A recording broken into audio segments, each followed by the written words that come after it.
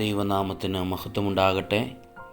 ക്രിസ്തുവിൽ വന്യരായ ദൈവമക്കളെ, വീണ്ടും ഒരു പെസഹ ദിനത്തിലേക്ക് ദൈവം നമ്മളെ കൊണ്ടുവരുന്നു.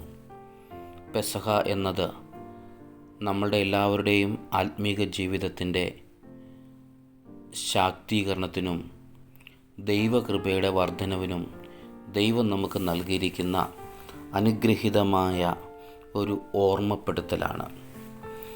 ഇത് മോശയുടെ കാലഘട്ടത്തിൽ ആരംഭിച്ചു എങ്കിലും ഇസ്രായേൽ മക്കൾ അവരുടെ ജീവിതത്തിൻ്റെ ഭാഗമാക്കി മാറ്റിയിരുന്ന, അവരുടെ ജീവിതത്തോട് ചേർത്ത് നിർത്തിയിരുന്ന അവരുടെ വീണ്ടെടുപ്പിൻ്റെയും വിമോചനത്തിൻ്റെയും പ്രതീകമായിരുന്ന ആ പെസഹ ദിനത്തിനെ, പാസ് ഓവർ ഇൻസിഡൻറ്റിനെ യേശു കർത്താവ് സകല ജനങ്ങൾക്കുമുള്ള ഒരു പുതിയ ഉടമ്പടിയുടെ ദിവസമാക്കി മാറ്റിയതാണ് ഇന്നേ ദിവസം നമ്മൾ ആചരിക്കുന്ന പെസഹയുടെ അർത്ഥതലങ്ങൾ.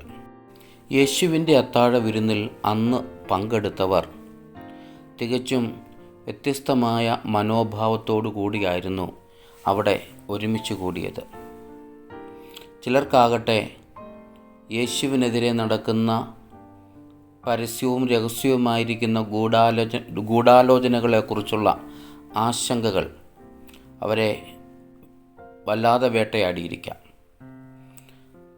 യെരുശലേമിലേക്കുള്ള വരവിൽ തോമസ് അപ്പോസ്തലൻ പറയുന്നൊരു കാര്യമുണ്ട്: അവനോടുകൂടി മരിക്കേണ്ടതിന് നാമും പോക എന്നുള്ളതാണ്.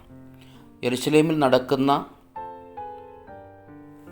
യേശുവിനെതിരെയുള്ള ഗൂഢാലോചനകളെക്കുറിച്ച് വ്യക്തവും ശക്തവുമായ മെസ്സേജുകൾ അവർ നിരന്തരം ശേഖരിച്ചു കൊണ്ടിരുന്നു.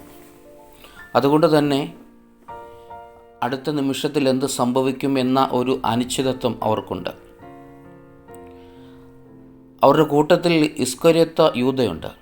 യൂദയ്ക്കാകട്ടെ താൻ അഡീഷണലായിട്ട് ഏറ്റെടുത്തിരിക്കുന്ന ഉത്തരവാദിത്വം എത്രത്തോളം നിറവേറ്റുവാൻ സാധിക്കുമെന്ന ആശങ്കയുണ്ടാവാം. അതിനേക്കാൾ അധികം തനിക്ക് കൈമുതലായി ലഭിക്കാൻ പോകുന്ന നാണയത്തുട്ടുകളുടെ വലിപ്പവും അതിലൂടെ ഉണ്ടാകുന്ന നന്മയും സ്വപ്നം കണ്ടുകൊണ്ടായിരിക്കാം യൂദാസും പങ്കെടുക്കുന്നത്. യേശു ആകട്ടെ തൊട്ടടുത്ത നിമിഷം തനിക്ക് എന്ത് സംഭവിക്കും എന്ന പൂർണ്ണ ബോധ്യത്തോടെ ഈ അത്താഴ വിരുന്നിൽ പങ്കെടുക്കുന്നു. പ്രിയ സഹോദരങ്ങളെ, ഇത് വ്യത്യസ്തമായ മനോഭാവങ്ങൾ ഉള്ളവരുടെ ഒരു കൂട്ടായ്മയാണെങ്കിലും ആ കൂട്ടായ്മയിൽ കർത്താവ് നൽകുന്ന സന്ദേശം വളരെ സ്പഷ്ടമാണ്. ഇത് നിങ്ങൾക്ക് വേണ്ടി നൽകപ്പെടുന്ന എൻ്റെ ശരീരം, ഇത് നിങ്ങൾക്ക് വേണ്ടി നൽകപ്പെടുന്ന എൻ്റെ രക്തം. കർത്താവിൻ്റെ ശരീര രക്തങ്ങൾ ഒരു പുതിയ നിയമമായി തൻ്റെ വിശ്വാസികൾക്ക് നൽകുന്നതിലൂടെ കർത്താവ് തൻ്റെ മരണത്തിൻ്റെ സൂചന ഈ പ്രിയപ്പെട്ടവർക്ക്, തൻ്റെ കൂടെയുള്ളവർക്ക് പകർന്നു നൽകുന്നു. അവർ അത് ഗ്രഹിച്ചു എന്ന് നമുക്ക് ഉറപ്പില്ല. അതിനുശേഷം നടന്ന സംഭവം വളരെ സ്പഷ്ടമാണ്. കർത്താവ് അവരോട് പറയുന്ന കാര്യമുണ്ട്: വരിക, നമുക്ക് പ്രാർത്ഥിക്കാൻ പോകാം. അവരുമായി പ്രാർത്ഥനയ്ക്ക് പോകുന്ന കർത്താവ്, ഗത്സമന തോട്ടത്തിൽ അവരിൽ നിന്നും അകന്ന് പ്രാർത്ഥിക്കുന്ന കർത്താവ്, തൻ്റെ ജീവിതത്തിൽ ഇനിയും സംഭവിക്കുവാൻ പോകുന്ന കാര്യങ്ങൾ എന്തെന്ന് വ്യക്തമായി മനസ്സിലാക്കിയ കർത്താവ് പിതാവിൻ്റെ ഹിതത്തിന് സ്വയം ഏൽപ്പിക്കുക അനിവാര്യമാണെന്ന് തിരിച്ചറിഞ്ഞപ്പോൾ മാനുഷികമായിട്ട് സാധ്യമല്ലാത്ത ആ കാര്യം, സ്വന്തം ബുദ്ധി കൊണ്ട് സാധ്യമല്ലാത്ത ആ കാര്യം ദൈവകൃപയിൽ സാധ്യമാകുമെന്ന് മനസ്സിലാക്കി ദൈവത്തിൻ്റെ കരങ്ങളിലേക്ക് സമർപ്പിക്കുന്നു. പൂർണ്ണമായി കർത്താവിൻ്റെ കരങ്ങളിലേക്ക് തന്നെ ഏൽപ്പിച്ചു കൊടുക്കുകയാണ്. പിതാവേ, നിൻ്റെ ഹിതം അത് എന്നിൽ സമ്പൂർണ്ണമാക്കപ്പെടണം.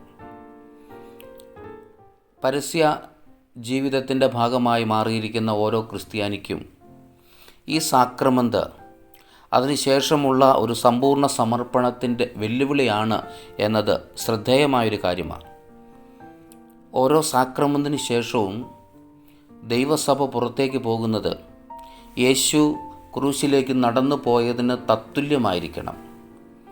അവനു വേണ്ടി മരണം വരിക്കുവാൻ, അവനു വേണ്ടി ഒന്നുമല്ലാതായി മാറുവാൻ, അവനു വേണ്ടി ശൂന്യമായി മാറുവാനുള്ള ഒരു ആർജവം വിശുദ്ധ കർത്തൃമേശയിലൂടെ സാധ്യമാകുമ്പോൾ മാത്രമാണ് നമ്മളുടെ ശുശ്രൂഷ, നമ്മളുടെ ജീവിതം ധന്യമാകുന്നത്.